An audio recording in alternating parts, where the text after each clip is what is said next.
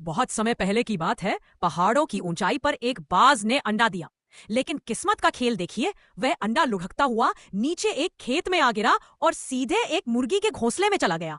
मुर्गी ने बिना फर्क समझे उस अंडे को भी अपने अंडों के साथ सेया और प्यार से पाला। कुछ समय बाद अंडे फूटे और उनमें से एक था एक छोटा सा बाज। लेकिन वह बाज मुर्गियों के बीच पला बड़ा। उसने वही सब सीखा जो मुर्गियां करती थी। जमीन पर चोंच मारकर दाना ढूंढना, थोड़ी बहुत ऊंचाई तक फड़फड़ाना और कभी ऊंचा उड़ने की कल्पना भी ना करना।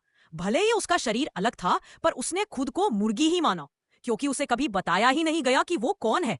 एक दिन वह आकाश की ओर देख रहा था।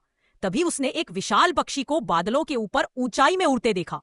उसके पंख फैले हुए थे और वह बहुत ही सुंदर लग रहा था। वह कौन है? बाज ने एक मुर्गी से पूछा। मुर्गी ने कहा, वो बाज है, आसमान का राजा। लेकिन तुम कभी वैसा नहीं बन सकते। तुम तो बस एक मुर्गी हो, जमीन पर रहने के लिए बने हो। बाज ने उसकी बात मान ली और कभी उड़ने की कोशिश नहीं की। वो पूरी जिंदगी मुर्गियों की तरह ही जीता रहा, क्योंकि उसने खुद पर कभी विश्वास नहीं किया।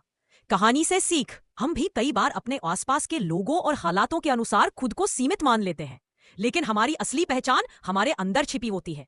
इसलिए हमेशा याद रखो, तुम मुर्गी नहीं, बाज हो। उड़ो, क्योंकि तुम उड़ने के लिए ही बने हो।